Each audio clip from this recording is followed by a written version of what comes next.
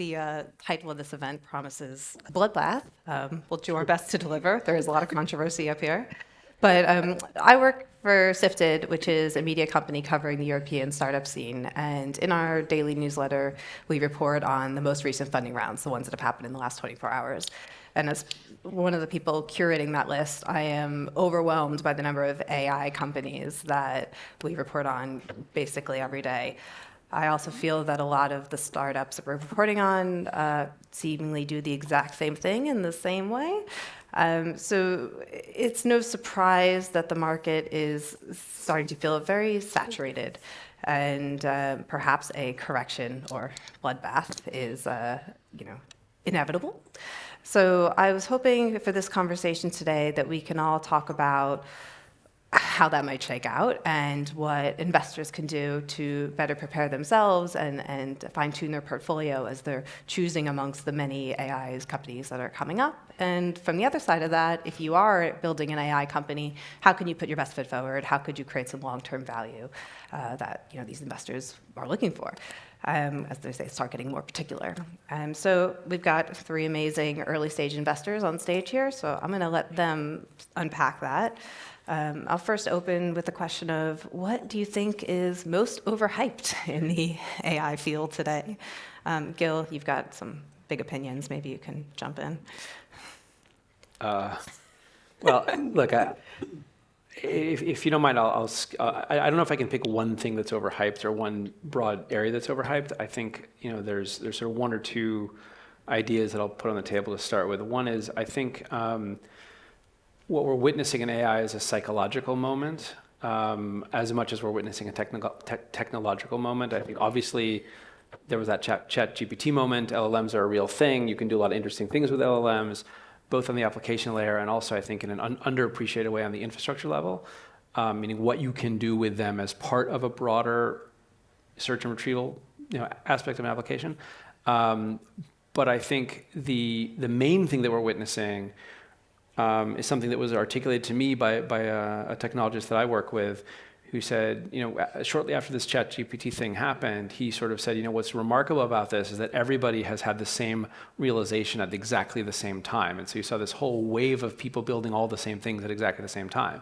And that is, I think, particularly dangerous, and it's kind of unique, because as VCs, we're sort of in the business of spotting things early when there's only one person in some laboratory somewhere, or deep in some development team buried somewhere within Microsoft who has some insight or some idea.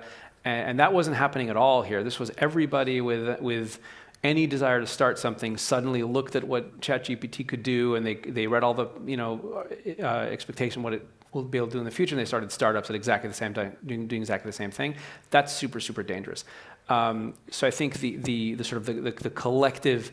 And then, by the way, the customers were the same. So the customers all, every Fortune 500 CEO went home for Thanksgiving in 2023, I think it was, met their grandkids, saw ChatGPT, and then went home and told the board, hey, we have to do AI. And then everyone started buying stuff. And I can get into more details on that. But that's what we saw throughout 2024 and 2025. The demand was just exploding. And so as a VC, the other thing we see is revenue is sort of illusory. It's not as durable as we think it should be, because a lot of these things are not getting sold, they're getting bought by customers with crazy demands for stuff. Some of that's great, but it doesn't necessarily mean that revenue means that you have an interesting business. I'll stop here and we can And Matt, what's your hot take? I think that media is probably the overhyped aspect of it. I think we live in a world where the media believes that we want drama, that we feed off that somehow, and that leads to revenue. I mean, talking to a journalist, but so said with lots of respect. But I think we're all getting. Well, I certainly feel pretty tired of that. The hype factor, signal to noise, and so I think that to Gil's point, when the grandkids showed the grandpa ChatGPT, they went back and created their own hype, and the media built on that. And we live in this echo chamber where people think we need to shout loudly about everything, and that's what's happened to AI. And so as VCs, our job is to try to reduce that noise, to try to find spots where we will invest, because I think the depressing conclusion of what potentially Gil's saying is, how do you invest? Is that the bloodbath we're going to spend some time talking about? How do you invest in this sector? That's our job. I think there's two aspects of that. One is like, how do we find those niche areas, those unique parts of the AI landscape that we want to deploy capital into? And the second thing is, how does it disrupt our own jobs? I mean, maybe that's not what we're getting into today. But I think we all probably in this room feel some aspect of that. Is, how is my job going to be different next year from this year because of this AI thing? Right. And Denise, your VC focuses on media and tech in that space. So you have a bit more of a focused lens on this issue. So when you're thinking about what's overhyped in AI, how does this impact your space? I mean, similar to the other speakers, we are obviously seeing such high volume of very similar propositions. In particular, I guess when it comes to AI assistants or consumer-facing applications, not just B2B applications, but also anything that's to do with consumer, where it's incredibly difficult to have differentiation or any sort of credible user acquisition strategy or any credible business model. And again, it goes, I think another aspect of why there's, perhaps such a flurry of unstable innovation is that it's cool tech, but it isn't necessarily solving novel types of problems or problems that there's a customer for, or a client for, that there's budget for, but it's just kind of, exciting and cool, which is understandable, but not necessarily investable or interesting commercially.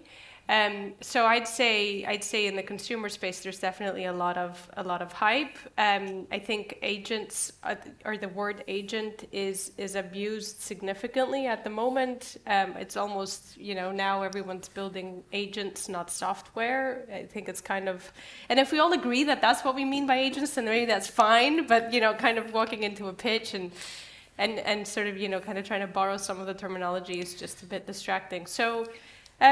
I do think that there's a lot of course there's hype. I mean, look, on the other hand, it's a good thing. I think it shows appetite to build cool stuff, and out of that, there will be some paradigm shifts. I think part of the problem at the moment is that, historically, I guess, when you've had innovation cycles, you've had either new platforms emerging, and then sort of the next generation is new applications being built on top of these platforms, and then perhaps these platforms then evolve in the next cycle, and then there's like a wave of new applications, whereas now it's kind of all changing simultaneously.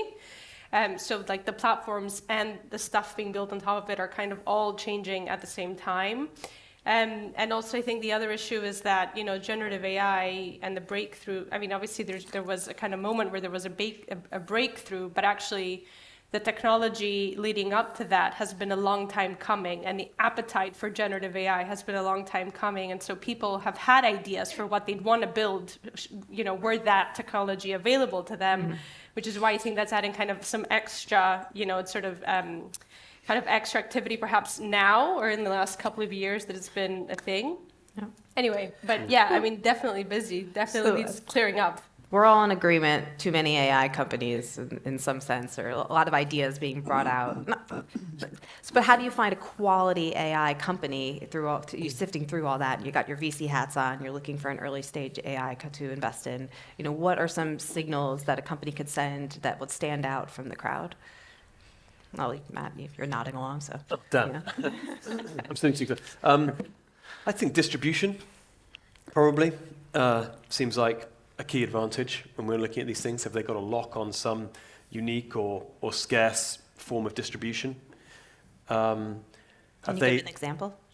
Sure. Have they identified a way to reach a overlooked or not served customer base with I mean, we're going to stop calling it AI at some point, but with their automated system? An example would be a lot of the consumption of AI is with tech companies, large, medium, and small. What about the 90% of companies out there that are not technology companies? Your plumbing companies, your whatever it might be. And do they get access to these magical tools? In many respects, it is magical. And so that's a customer base that is very broadly overlooked by these companies and certainly by venture capital. Good point. Gil?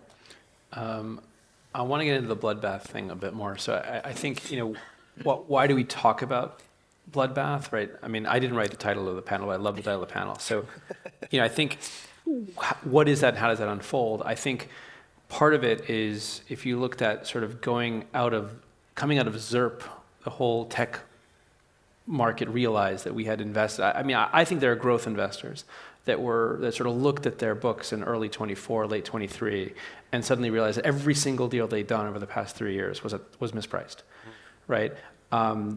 There's very few companies that are at $100 million of revenue and growing, really, really nicely and can justify that, multi-billion-dollar valuation. We've seen it in the public markets time and time again. These companies meet reality. The companies meet any kind of market turbulence. All of a sudden, their growth rate drops from 100% to 18% or something like that. And then you're a software company with high margins. You're still high gross margins, but you're still losing money. You're doing over $100 million a year of revenue. You're growing at 20%. What is that worth? And who wants to finance that? And I think that was the initial SaaS bloodbath. And the thing is, the venture capital world and the tech world, like these things often have, these companies have been financed, they have a lot of cash on the books, they can survive for a long time. There isn't going to be a single cataclysmic event where everyone suddenly goes bankrupt at the same time, right? But people are going to look back at those vintages of venture investing, those vintages of startups. And by the way, that whole company, that whole team, that whole CEO and founding team that could have sold the business for $500 million, and they all would have done great. Instead, they raised at $1 billion, they raised at $2 billion, and now they're screwed. Right, so that's the bloodbath, but it's a silent bloodbath. And I think what's happening with AI is AI gave, and the VCs, by the way, in response to ZERP, raised enormous funds, and there's plenty of blog posts out there. There's one recently called the Venture Arrogance Score, which is like what % of total exit volume in the world does your fund need to get to justify its returns, right? And you realize some of these funds, like Andreessen Horowitz's new fund, needs to have 150% of total venture exits over the next 3 years for them to make the returns that they're promising on their $20 billion fund. It's impossible, right? So the math is totally broken. And then AI suddenly showed up, and everyone's sort of willing to suspend disbelief again because there's magical new technology that justifies crazy fund sizes, justifies crazy valuations, allows people to shovel a lot of money really quickly.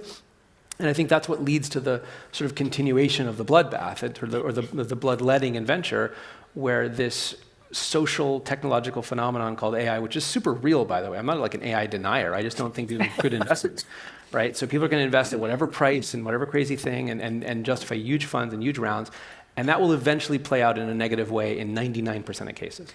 What kind of timeline do you think on that? Because right now, I feel like we're in the thick of it. The valuations are still sky high. We've got investors knocking on doors, trying to get in on next rounds. It doesn't seem to be cooling down anytime soon, which is a great thing for AI companies. You'll never notice it cooling off. It's going to happen, as these funds mature, as these companies mature. I mean, you see some spectacular things like 11x. There's stories like that where someone rips the covers off of a company. There's other companies, even Cursor. Someone who knows the internals of Cursor, or is in a position to know the internals of Cursor, which is an amazing company, an amazing product. Everybody loves it. It's probably one of the best companies ever. As far as I understand, they're still losing money because they're basically selling tokens for less than they're worth to grow. So who wouldn't buy that? But you can do most of what you can do with Cursor with standard, Claude prompts directly. You don't actually need Cursor. So there's, they built a machine that works, and I'm sure it's going to be a great company, but there's lots of questions even on the highest flyers, and then there's the whole long tail of the 99% of companies. Do you really think it is going to be a great company? I don't know. Unless you show me their tech stack, and you show me their gross margins, and you show me what they're paying Claude, I have no idea. It just seems a really good example of the kind of companies we're talking about, where it's so easy to copy. Yep. It comes out, totally. it ramps quickly. I'm sure I don't know the revenue numbers. Then it's just very easy to replicate. So where's the unique long-term defensible value in a company like that? And also the other thing I've been hearing about these companies is, and maybe this is another aspect of the debate, is what do the humans do in this situation? And actually a lot of junior developers using Cursor, but they don't understand the code that's being produced. And so you're getting into customer issues, and the user experience isn't what it needs to be. Again, it's all very early, so this is anecdotal. But is that a great company?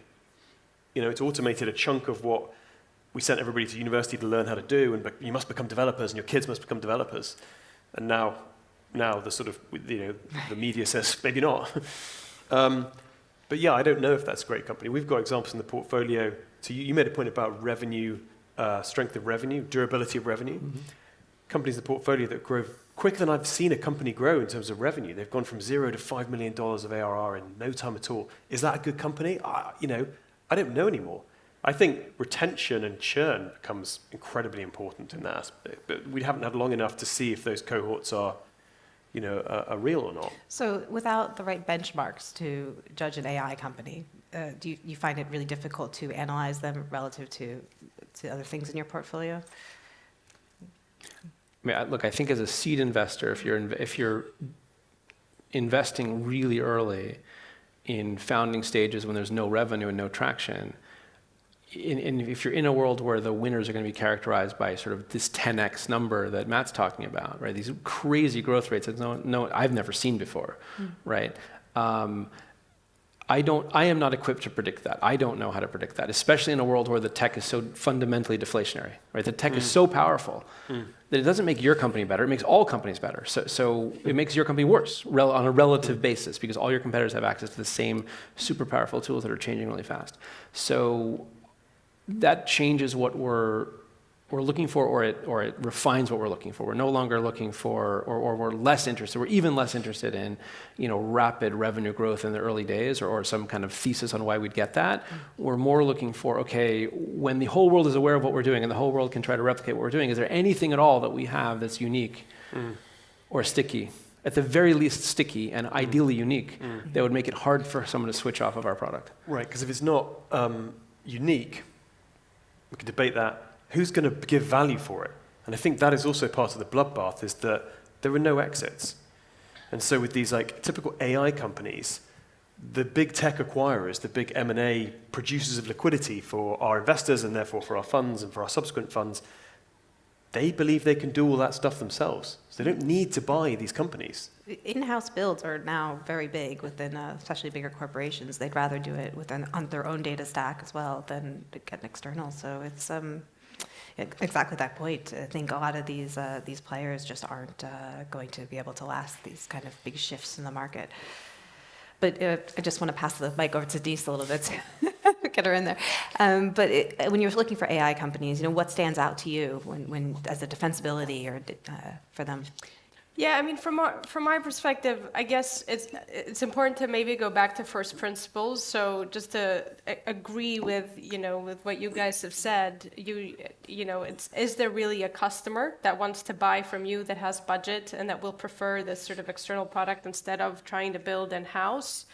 It's a very easily forgotten question. It's a very basic question, I would say, for someone to ask, though, and perhaps more important. I mean, from my perspective, ability to commercialize and generate revenue is actually important. I agree that the quality of the revenue has to be scrutinized and that revenue isn't necessarily reliable, but I think we shouldn't forget that up until a couple of years ago, early stage VCs didn't necessarily care about revenue or path to profitability, whereas actually now I think it's a lot more important, and I think that's correct. And it's not just the kind of AI unit economics and margins that have to work, but also given the macro, there's a sort of an economic situation at a macro level that's happening in parallel or sort of independently of the AI hype.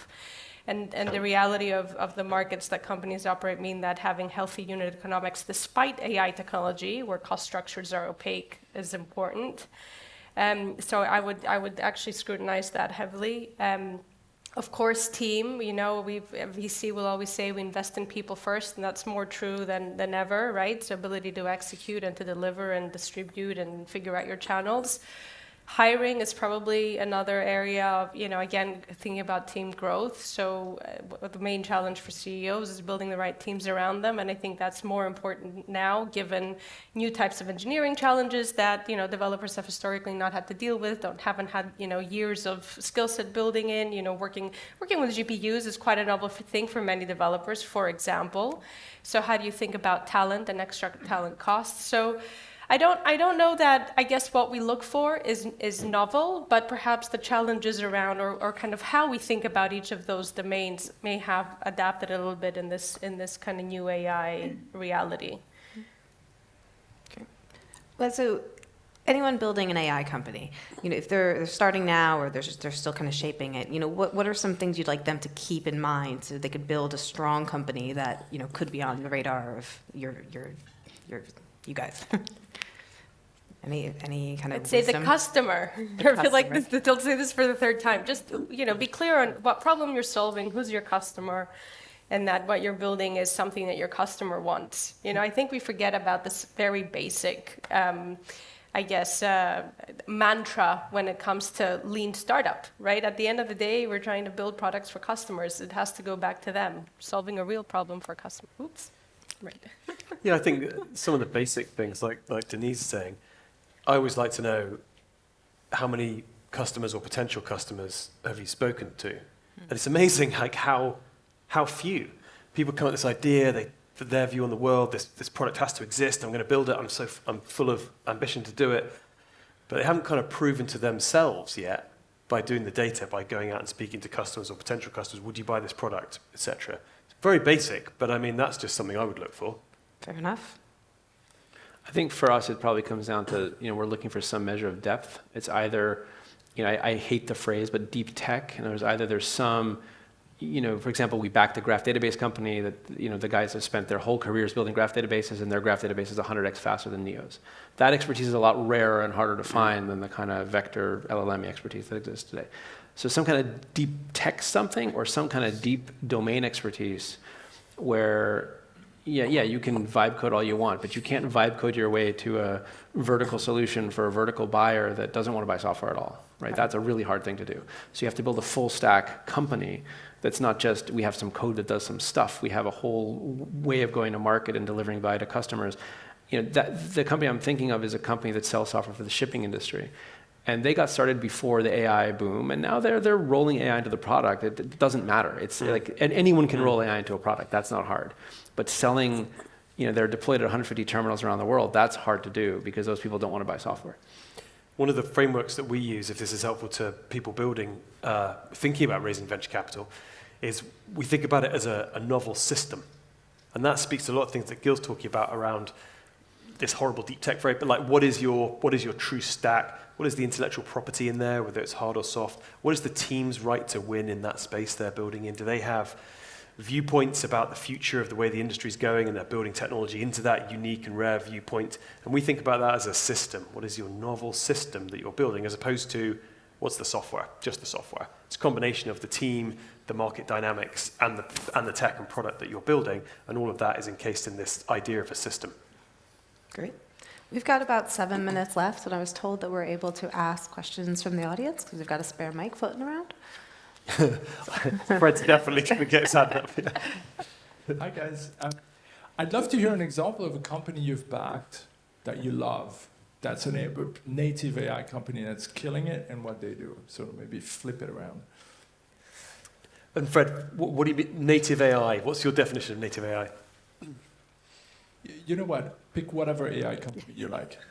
I'm I'm happy to give a definition, but I'm narrowing the field, and maybe Denise, go for it. Sure. Yes. So we've backed a company called Electric Twin that uses synthetic human behavior simulations for the purposes of market research and product development. And so I would say it's through and through AI native, in the sense that the type of queries that you can do, but also the type of product that you can build is just, wouldn't have been imaginable beforehand pre-generative AI. They're also, I think, being extremely scientifically rigorous with how they're doing this, and kind of building in the right way in terms of guardrails for AI, responsible AI building, and really enabling the type of research that's privacy first and compliant as well, that I guess would previously have been more challenging as well. So new product, AI native, as well as with all the protections and security in place that would otherwise have been quite challenging to enforce. Great. We invested in a company in 2020, which was a generative AI company back then, and it's having its moment now. It's called Gizmo, and it's a learning technology. So you can put in, I want to learn about, the history of AI or anything you want, and you can feed it PDFs or any kind of content, and it will generate flashcards specific to you and what you want to learn, and it will test you, and it's gamified, and the streaks, etc. And we invested, 4 or 5 years ago, before we were really talking about generative AI, and the founders were just, they're all deeply technical founders, and so they were building in a way that was accessing the latest tools and technologies. And today it's suddenly having its moment in the sun, not because of generative AI suddenly becoming hot to the kind of point of this conversation, but I think that it is plugging into the way people actually want to absorb content and they want to learn. In this example, it's an ed tech company. So generative AI, before we were talking about generative AI. Gizmo.ai, if anyone wants to play with it. I'm trying to, your question was really specific. You said, killing it and AI native, which I took to mean, companies that were sort of founded post 23, and killing it I take to mean like having revenue growth that's explosive. And we don't have any of those.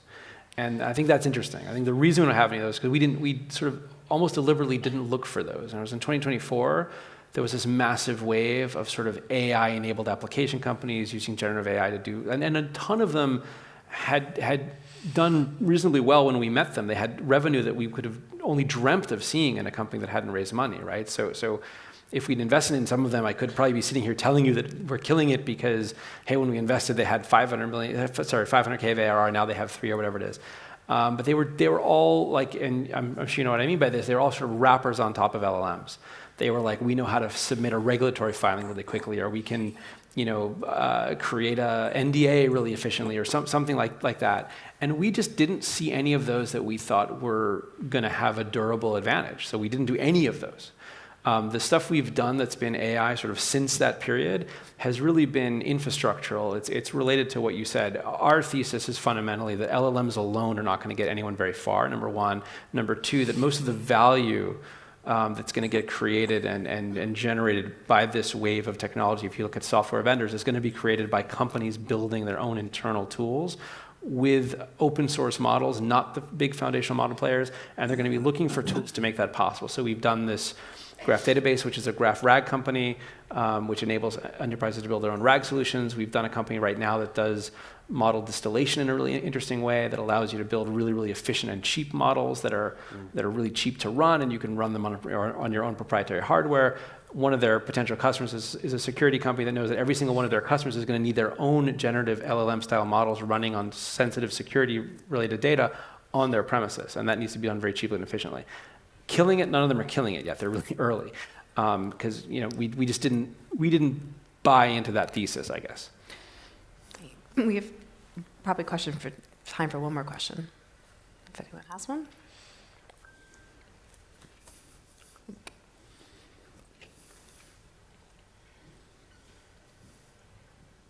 I have a question about, for all of your portfolio companies that you've invested in the past that are now being asked to incorporate AI into their products, and while you're simultaneously watching, kind of the startup landscape and AI, rapidly developing products and tools, what kind of guidance are you giving your more established portfolio companies on what parts of the AI roadmap to bet on, and like what's going to be commoditized in an AI? What's actually value? What's the differentiating AI strategy for a more established company today? I think we're not doing that. I mean, I think that there's all this hype about AI, but by and large, the companies that we've backed, it's kind of like what Gil's saying. We didn't back them because they had this amazing AI. Most of them are using it. Most of them have been using it for a while. Most of them integrate it into their stack in different ways. So it's really hard to give you a cool answer to that question, because we just haven't invested in these like pure, like this is an AI for this, an AI for that company. Companies that I really like are companies that have been doing it themselves in clunkier ways. The AI is allowing them to accelerate that part of their process and that part of their build, or make that part of a small part of their product that much better. So I've got two specific answers for you. I like this question more than Fred's question because I have a good answer for this one. Two specific examples. One is both companies started before the sort of ChatGPT moment, right? One is this software for shipping, right? One of the things they do, among many, many others, is alert ship owners when they should slow their ships down to cut emissions if the port's not ready for the ship to arrive. And it's a $4 billion a year potential savings, not to mention the carbon. But they didn't do that. So Gen AI allows them to write an email. It's super simple. Like anyone can do this. This is not hard, right? That's the easiest thing. Any developer can do this in a day, right? So there's certain places where that is really easy where Gen AI suddenly allows you to do something cool in your product that would have been actually really annoying to code up previously, right? So that's one example. A second example is, I think, more interesting. We have a company out of Israel that's building, if you guys are familiar with Figma, it's like a vector thing where you can draw interfaces and front ends, and then you give that to a developer and he writes code, or she writes code. And Figma has some tools that can convert from vector to code, but it's literally impossible to go back from code to vector. So once the designers give it to the developers, it's game over, and then we have to have meetings every time we want to change a color. These guys had been banging their heads against the wall for 2 years trying to build a bidirectional translation engine so that you could have a single tool to do code and design, so that a developer could write code and a designer could actually draw vectors around and whatever, and they could talk to each other without having to move tools. It turns out that's incredibly, incredibly hard. Long story short, these coding models appear, they fire 75% of their team, and they've now built this themselves, and it works because all of the pieces that were missing, which were impossible to code in a discrete way, you can code with LLMs. It was the exact missing piece of the tech that they needed to make that whole thing work, and they just demoed it to me this morning, and it works. So there's stuff like that where, now that's only interesting because they built this whole substrate that's really, really hard and complicated, and you can't just copy it. Right? Because when you go and design that interface using a prompt and they spit the interface out and they can then render that in code immediately, you can open up the editor and you can actually drag the vectors around and it works like Figma. That's hard. You can't LLM that, right? So there's stuff like that that's, where you have a company that built 90% of something and then the LLM just happens to be that 10% missing piece. That's really interesting stuff. That's great. We're past time, but do you have a really quick one? Or? I don't think I will bring a lot of insight. I'd say this is a real problem, real risk for many mature businesses. I'd advise our portfolio companies to think about their customer and solidifying their value proposition. So it will depend on the case rather than generic kind of advice. Well, thank you so much, Matt, Gil, Denise. Appreciate it so much. Thank you, everyone, for joining us. Thanks a lot.